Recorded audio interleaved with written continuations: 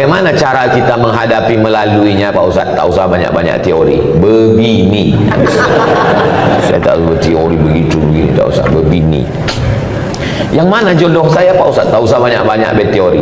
Mau kau, dia mau, jadikan. Tak usah banyak berteori. Kalau jodoh kita nanti waktu kita tengok bergetar kita. Bergetar pun kalau dia tak mau. Saya dulu kan lewat masa muda juga langsung kalian, bukan langsung tua. Saya tanyalah tetangga dekat rumah, Pak, apa tandanya kalau dia jodoh kita? Kalau kita tengok bergetar, katanya. Saya asal menengok perempuan bergetar. Tak usah banyak teori. Mau kau sama dia. Dah, tak mau dia. Bunga bukan setangkai, kumbang bukan seekor, patah tumbuh hilang berganti, hilang satu tumbuh seribu. Ini anak-anak muda nih, begitu mau minang orang, kaulah satu-satunya, tak ada yang lain. Kalau kau tak mau nanti abang mati. La ilaha illallah. Wih, apa pula begitu? Macam tak ada aja perempuan di dunia ini. Banyak laki-laki ini mentalnya mental kerupuk. Begitu banyak perempuan. Nah, pinang. Tapi jangan kalian meminang petantang-petenteng. Bawa Ustaz Haruna Hasim, bawa Pak Bupati, bawa Pak Sekda. Mereka juru bicaranya minangkan. Tanya, telusuri. Ayah dia siapa? Ayah dia kerja di kantor Bupati. Bawa Pak Bupati. Pak Bupati ngomong, kami membawakan ini anak tahfiz Quran mau minang. Pasti diterima. Mana mungkin orang itu berani nolak? Awas kalau kau nolak nonjok kan. Jangan kalian petantang-petenteng minang. Belum tuh. Saya pun tidak saya minang. Kiai, saya minta tolong Kiai. Pak Kiai tolong minangkan. Saya diam aja. Pak Kiai itu bercakap. Soman ngomong untuk Kiai. Enggak, saya diam aja. Jangan petantang-petenteng. Jangan saya kalian bawa. Saya diterima nanti. Pak Ustaz, jodohnya supaya dapat jodoh terbaik, doanya Pak Ustaz, doa Nabi Zakaria, Rabbi la tazarni fardan wa anta khairul warisin.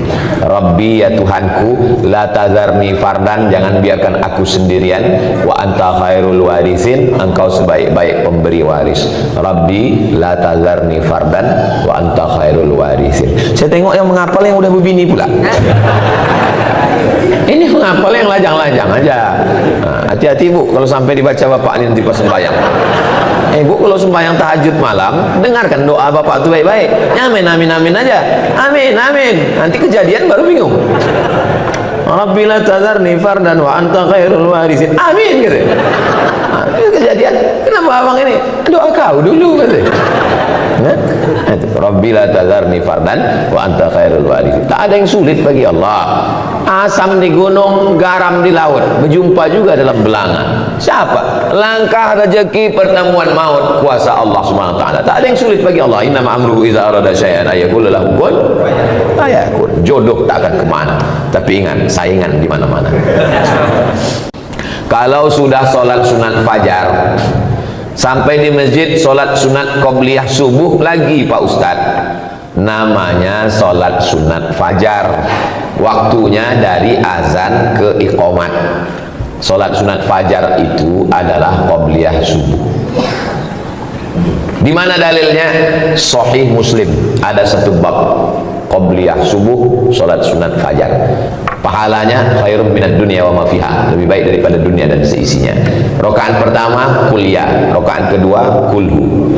Usollinya, usolli sunnatal fajri raka'ataini, usolli sunnatas subhi raka'ataini qabliyatan lillahi ta'ala. Salat sunat fajar sama dengan qabliyah subuh, podo samo sami mawon.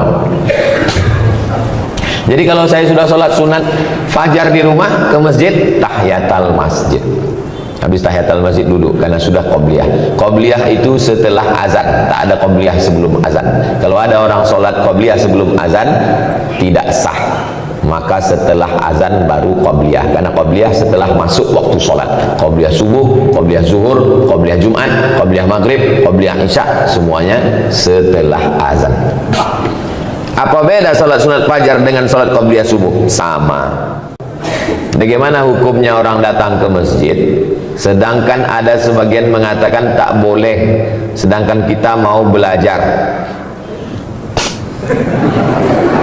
Mungkin maksud dia bagaimana hukumnya perempuan datang ke masjid. Mungkin itu maksudnya. Perempuan datang ke masjid, perempuan lebih baik sholat dalam pekarangan, lebih baik sholat dalam rumah, lebih baik sholat dalam kamar, lebih baik sholat dalam tempat yang sempit. Ini hadis satu. Hadis yang kedua, la tamna'u ima Allah masajidallah. Jangan larang hamba Allah datang ke masjid. Hadisnya bertolak belakang. Yang satu mengatakan lebih bagus di rumah, yang satu mengatakan jangan larang ke masjid. Datang Imam Nawawi membahas dua hadis yang ikhtilaf ini. Kesimpulannya, kalau keadaan aman, di dalam masjid ada pengajian, tidak menimbulkan fitnah, boleh perempuan ke masjid. Pulau Kundur ini aman atau tak aman?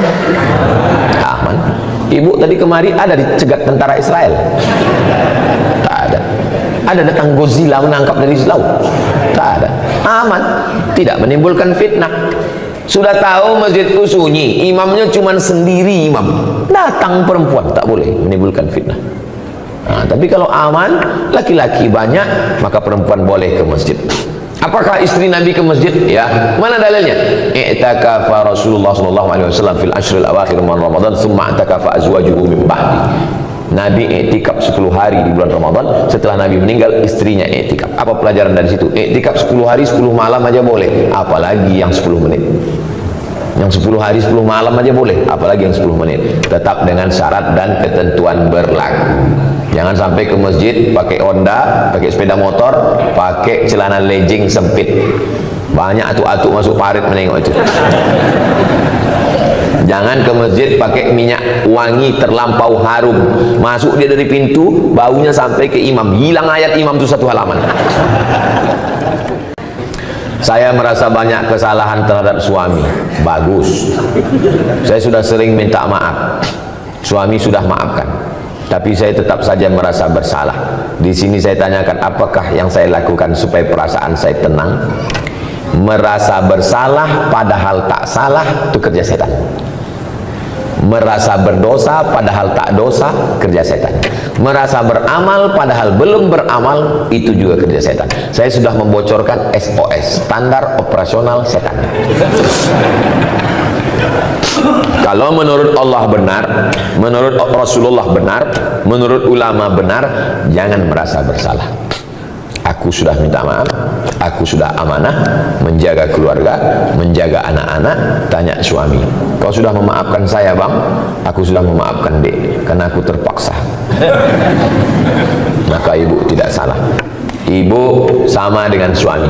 Al-mu'minun suami, wal mu'minat istri. Ba'duhum awliya'u ba'd. Mereka saling tolong-menolong menjaga keluarga.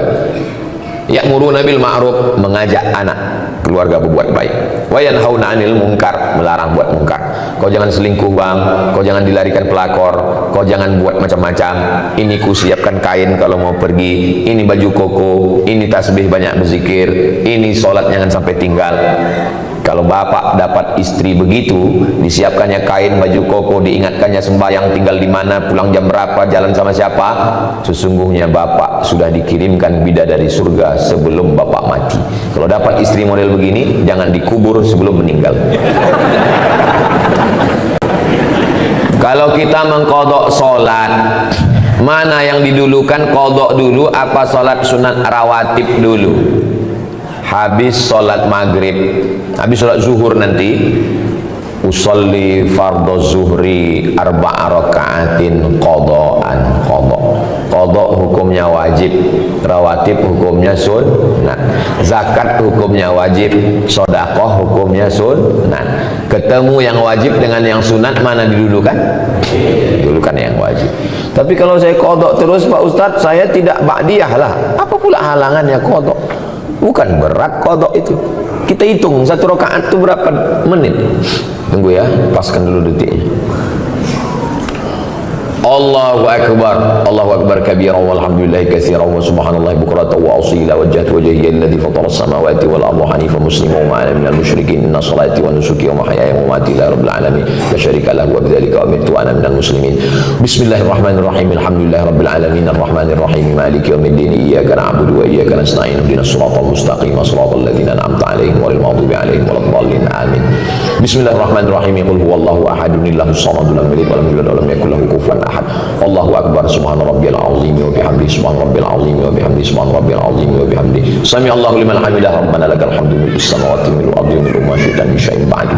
Allahu akbar, subhana rabbil a'la wa bihamdi, subhana rabbil a'la wa bihamdi, subhana rabbil a'la wa bihamdi. Allahu akbar, rabbi fili warhamni wajburni warfa'ni warzuqni wahdini wa'afini wa'afu'anni. Allahu akbar, subhana rabbil a'la wa bihamdi, subhana rabbil a'la wa bihamdi, subhana rabbil a'la wa bihamdi. Pas 1 menit. 1 menit 1 rakaat. 4 rakaat 4 menit, tambah ba'diyah 2 rakaat, cuma 6 menit salat. Siapa bilang salat itu berat? Nonton bola 60 menit, perpanjangan waktu, dibohongi pula semua wasit. Kenapa tahan? Scroll 60 menit, kenapa tahan? Qadha cuma 4 menit, tak tahan. Berhasil setan.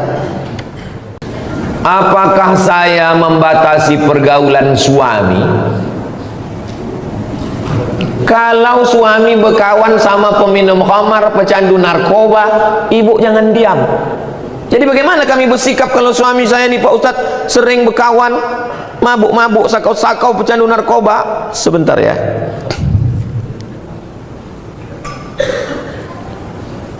Kalau ada suami ibu berkawan sama pecandu narkoba, catat nomor ini baik-baik.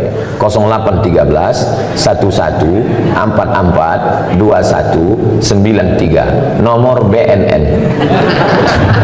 Badan Narkotika Nasional. Sekarang mungkin ibu belum tertarik untuk menulisnya, tapi nanti kalau ingat, cari ceramah saya di Masjid Hijr Ismail di menit yang pokoknya pas di ujung-ujung pas tanya jawab. Hubungi BNN, suruh tangkap. Karena kalau ibu menasihati, janganlah bang pakai narkoba bang. Oh ya maunya ibu, tangkap dia. Sesudah tangkap, jenguk. Insya Allah udah menangis darah dia. Biar agak-agak 3 malam. Orang kalau tidak dikasih efek jerah, kalau tidak shock terapi, dia tak akan takut. Nah mesti begitu. Nanti kalau ada orang yang mengeluh suaminya, suami pecandu narkoba, suami kejudi, suami ini, suami jahat, suami nakal, segala macam, insya Allah kalau pakai jurus saya ini, gimana suaminya bu? Alhamdulillah Pak Ustadz sudah ditangkap. Tak mampang lagi nasihat teman sekarang. Bagaimana dengan perempuan yang tidak berjamaah subuhnya tapi mau melaksanakan sholat sunat isyraq di rumah? Di rumah itu usahakan ada namanya musalla al-bait. Musalla al-bait dalilnya Nabi datang bertamu ke rumah sahabat. Setelah makan Nabi bertanya, aina turidu an usalli? Di mana kamu mau saya sholat di rumahmu? Kata sahabat, sholat di sini ya Rasulullah. Nabi pun sholat. Tempat sujud Nabi di rumah itu dijadikan musalla al-bait. Itulah dalil sunnah membuat satu sudut rumah musalla. Tapi rumah kami tak besar Pak Ustadz, bukan rumah orang kaya, tak ada musalla khusus. Tak perlu, buat aja satu sudut yang biasa sholat di situ, sholat duha di situ, tahajud di situ, letakkan sajadah di situ. Maka menurut mazhab Hanafi, musalla al-bait perempuan boleh iktikaf di situ. Laki-laki tak boleh. Laki-laki mesti di masjid. Perempuan yang berat, ada anak kecil, kesulitan kesusahan, dia boleh iktikaf di situ dan dia boleh sholat sunat isyraq. Ya bagi yang berat, karena sholat sunat isyraq mesti di masjid. Oke, dia sholat di situ, habis itu dia berzikir baca Quran sampai masuk waktu jam 6.11, habis itu baru dia selanjutnya ada aktivitas. Saat ini saya sedang dilema, sudah lama menantikan momen pencerahan dari Ustaz. Saya merupakan salah satu anggota dari orang Islam. Suatu ketika terdengar kabar tak sedap bahwa atasan kami melakukan sebuah tindakan kemungkaran, memakai uang umat untuk hal pribadi, tapi adanya musyawarah. Sampai suatu hari kami beberapa anggota yang dapat dipercaya melakukan interogasi. Akhirnya memang terkuak bahwa dia menggunakan uang untuk keperluan pribadi tanpa ada campur tangan dari pihak, bahkan keluarganya tak tahu menau. Saat itu pula secara tak langsung kami bilang kepada dia agar seharusnya uang itu diganti, namun dia malah berdalil ini seakan-akan enggan untuk mengganti. Alasan lain kenapa kami enggan untuk melaporkan ini kepada pihak adalah alasan keluarganya takut menanggung malu akibat dari perbuatannya, juga untuk menjaga citra baik agama Islam. Mulai saat ini saya secara pribadi sudah benci dengan dia. Saya sudah berusaha dengan hati maupun perkataan, bahkan sampai saat ini ketika melihat hati ini terberi geram, tak mau datang. Ditambah lagi sampai saat ini masih berlanjut isu dia kerap melakukan kecurangan. Seperti yang Ustaz sampaikan, kita begitu membara berapi-api kita yang mencari kelakuan bejat Zionis Israel berada di Palestina, tapi ketika melihat kemungkaran di depan mata kita diam. Laporkan ke polisi. kalau mau ganti, kalau takut melaporkan Fir'aun ini ke polisi, ganti duit yang hilang itu, karena itu duit umat, duit masjid, duit ormas, itu duit umat, pertanggungjawabannya kepada umat. Kalau tak mau melaporkan dia karena menjaga nama baik, ganti duit. Tapi kalau tak sanggup mengganti, lapor ke polisi, akan disita barang dia untuk mengganti duit itu. Ustadz, sekretaris kita memakai duit, melaporlah wakil saya ke saya, dekat rumah emak saya ketua, ini wakil saya, sekretaris memakai. Berapa dipakainya? 45 juta. Saya bilang, lapor ke polisi, penjarakan dia. Malulah kita Pak Ustadz, begitu begini, nanti kami ini. Pergi saya ke kamar, saya ambil duit. Ini 45, masukkan ke kas, mengganti si hantu belau setan laknatullah alaihi. Keluarkan dia dari pengurus, jangan masukkan lagi. Kalau mau, ganti pakai duit pribadi. Kalau tidak, laporkan ke polisi, jangan diam. Kalau takut melaporkannya, laporkan ke saya. Nanti datang, jumpai saya, biar saya melaporkan ke Pak Kapolres, lengkap dengan KTP semuanya, biar saya melaporkan ke Pak Kapolres.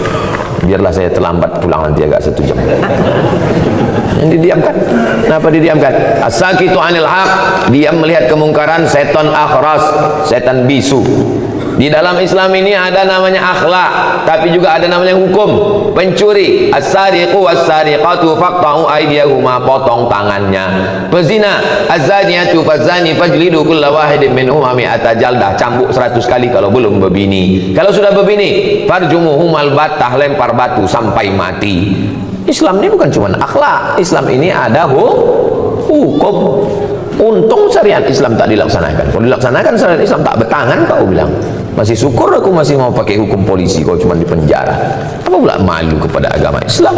Ini buktinya dia terus melakukan kecurangan. Ini kertas-kertas ini saya simpan, saya bawa balik. Karena kalau tak saya bawa balik, tinggal di sini tanya tulisan siapa tadi itu. Mudah-mudahan Allah menjaga kita semua, insyaallah. Apakah godaan cobaan sebelum menikah maupun sesudah menikah? Apakah godaan dan cobaan sebelum menikah maupun mana? Apa pertanyaannya? Apakah godaan dan cobaan sebelum menikah? Sebelum menikah menengok anak gadis orang. Kalau udah menikah menengok bini orang. Banyak orang-orang yang berselingkuh, waktu ditanya, kenapa kau berselingkuh? Apa jawaban dia? Lebih berselera menengok bini orang daripada bini sendiri. Ini penyakit. Ini penyakit psikologis. Itulah kenapa perempuan disuruh menutup wajahnya. Jangan ejek perempuan bercadar. Kenapa? Karena bercadar itu sunnah. Tapi yang tak bercadar pun tidak apa-apa, bukan berarti dosa haram. Karena kalau bercadar wajib, berarti tak bercadar haram. Bercadar, yang mau bercadar silakan. Yang tak mau bercadar, ya tak apa-apa. Tapi jangan bersolek berlebih-lebihan di muka laki orang. Ini banyak orang bersolek ini kan untuk laki orang. Untuk laki dia macam hantu. Apakah godaan setelah menikah? Kalau engkau jumpa perempuan di tepi jalan, engkau tertarik melihat dia, pulanglah ke rumah, pesan Sayyidina Ali. Kalau kau nampak perempuan di tepi jalan, tertarik melihat dia, pulanglah ke rumah. Karena apa yang ada pada perempuan itu ada juga di rumah. Baiti jannati, surgaku, rumahku adalah surgaku. Bidadari surga yang dikirim Allah Subhanahu wa taala. Faman lam yastati' man istata'a minkumul ba'ata falyatazawwaj. Siapa di antara kalian yang sudah sanggup menikah, menikahlah. Fa innahu aghaddu lil basar, menikah itu menjaga pandangan, wa ahsanu lil farj, menjaga kemaluan. Faman lam yastati', kalau tak sanggup menikah, fa alaihi bisawm, banyak puasa sunat. Fa innahu lahu wija, karena itu obat. Karena kalau makan, apalagi Pulau Kundur makanannya enak, makan sotong, makan cumi, makan kepiting, makan udang, libido seksual naik. Tapi kalau dia puasa sunat, tak ada berbini, banyak puasa sunat. Cantik pun perempuan itu tak nampak. Bro, ada cewek cantik, tak nampak, udah aku udah mau mati sudah. Maka suruh puasa. Ibu-ibu, bapak-bapak, anak yang sudah akil balik, Kewajiban kita sebagai orang tua ini 3. Pertama, ayyusammihi bi ismi khairin, kasih nama yang bagus-bagus. Yang kedua, ayyu'allamahul kitaba idza aqala, ajarkan baca kitab, masukkan sekolah. Yang ketiga, ayyuzawwijahu, nikahkan dengan orang baik-baik. Kau udah sekolah nak, kau mau kunikahkan, ada nampak perempuan yang baik, kalau ada kami pinangkan, kalau tak ada udah kami siapkan. Nah, nikahkan dengan perempuan baik-baik, jaga kehormatannya. Yang perempuan pun juga nikahkan dengan laki-laki yang baik-baik. Mudah-mudahan anak bapak ibu dapat jodoh yang soleh solihah. Mohon doanya Ustaz agar diberikan keturunan yang soleh dan solihah. Dunia ini memang tak pernah selesai. Sebelum tamat sekolah, nanti kuliah di mana? Sesudah kuliah, udah kerja apa belum? Sesudah kerja, udah berbini. Sesudah berbini, udah punya anak. Udah punya anak, laki-laki apa perempuan? Laki-laki. Kenapa belum punya anak perempuan? Dunia ini sebetulnya tak sulit. Yang susah tuh mengamankan mulut orang. Jadi kalau diturutkan cakap orang ini gila kita. Jadi kita pede aja, banyak berdoa. Mohon doanya Pak Ustaz supaya diberikan keturunan yang soleh dan solihah. Rabbi habli minas solihin. Doa yang sudah pasti makbul, maka dikabulkan Allah doanya. Lahirlah anak namanya Ismail. Doa Nabi Ibrahim itu, Rabbi habli minas solihin. Apa kata orang? Ibrahim mandul, tak akan punya anak. Berbini sama Sarah, tak ada anak. Menikah sama Hajar, tak ada anak. Apa kata orang? Takkan punya anak itu Ibrahim. Berdoa Nabi Ibrahim, apa yang terjadi? Hajar mengandung, Sarah pun mengandung. Sekali dua saking makbulnya. Hajar melahirkan anak Ismail, Sarah melahirkan anak Ishak. Waktu lahir Ismail, umur Nabi Ibrahim 86 tahun. Berumur Ismail 13 tahun, lahir Ishak. Umur Nabi Ibrahim 99 tahun. Bayangkan bapak kuat, umur 99 tahun masih menggendong bayi. Doa Rabbi habli minas solihin. Sebenarnya mana kita belajar sebenarnya dan mana kita belajar adab. Tak jarang di luar sana banyak manusia sudah menempuh pendidikan tinggi tapi minim adab. Tak jarang juga para guru ngaji yang kadang tak pandai menjaga perasaan orang lain dalam ini menyindir saya nih.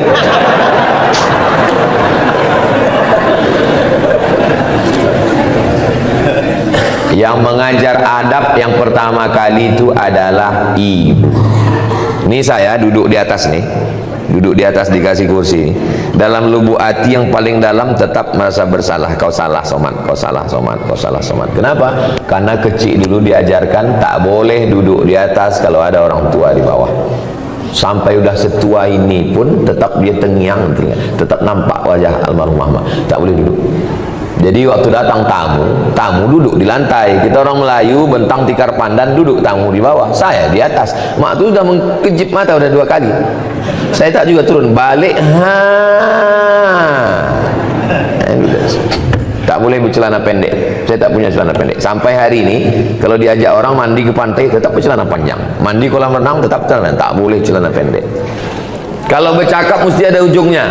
Di mana kau sekolah? Di pesantren tu, di pesantren Pak Cik, di pesantren Mak, di pesantren Wak. Anak sekarang tak ada ujung. Kelas berapa kau? Kelas 3. Sekolah di mana? SD. Tak ada ujung. Kita dulu ujungnya mesti ada. Kalau jumpa cium tangan, minta doa, minta embus kepala. Diajarkan adab, tata krama, sopan santun.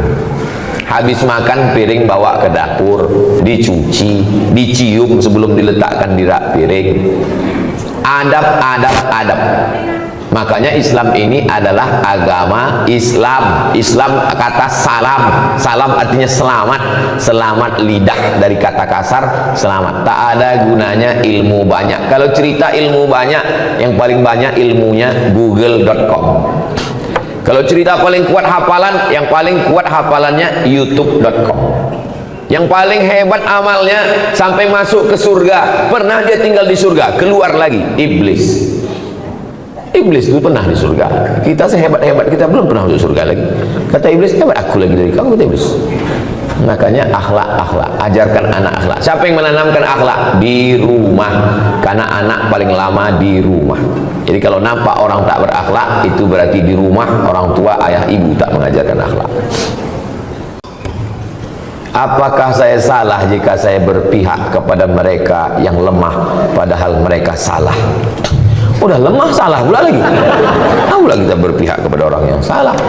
Betul kata Allah, betul kata Rasulullah, betul kata ulama, lemah dia, kita tolong. Unsur akhaka, tolong saudaraku, zaliman atau mazluman, yang zalim maupun yang dizalimi. Kalau yang dizalimi kami tolong, kami tahu cara menolongnya. Yang dizalimi kami tolong. Tapi kalau yang menzalimi, macam mana kami menolongnya? Tahan tangannya. Orang yang mau menzalimi, memukul, menganiaya, tahan tangannya. Begitu cara menolong orang. Tolong saudaramu yang menzalimi maupun yang dizalimi. Jangan diam menengok orang teraniaya. Saya jalan bawa mobil, nyetir sendiri. Saya tengok ada satu anak diletakkan di atas parit. Di atas parit ini ada papan. Anaknya berdiri, dia lempar sama dua orang anak pakai batu. Turun saya dari mobil, saya tengok lama. Saya tengok anak yang dilempar. Habis itu rupanya lama-lama dua anak ini sadar, ditengoknya saya. Tengoknya saya, ketakutan. Saya bilang, kau berdua, kau bawa ayah kau sini, biar ku pijak batang lehernya. Kalau sekali lagi ketangkapku kau menganiaya, membuli anak-anak ini, habiskan gua. Saya paling pantang menengok orang, membuli orang, baik anak-anak maupun orang dewasa. Tak boleh menganiaya, tak boleh menzalimi orang. Maka kalau kita menengok ada, walaupun hal kecil remeh-temeh, banyak orang, itu anak-anak biasa, itu sudah membunuh mental dia. Berapa banyak anak-anak bunuh diri gara-gara mentalnya diejek, diolok, mengadu sama maknya, ngadu sama ayah. Memang begitu anak-anak. Jangan, anak-anak ini mesti kita bela. Anak saya, keponakan saya, itu ditanya, ada kawan di kelas itu yang ngejek-ngejek, ngolok-ngolok, ada? Tak ada. Kalau ada mengejek, balas. Mana boleh kita balas ejek? Boleh. Disentilnya telinga kau, cabut telinga dia. Yang dibiarkan anak kita dia ejek, diolok-olok orang.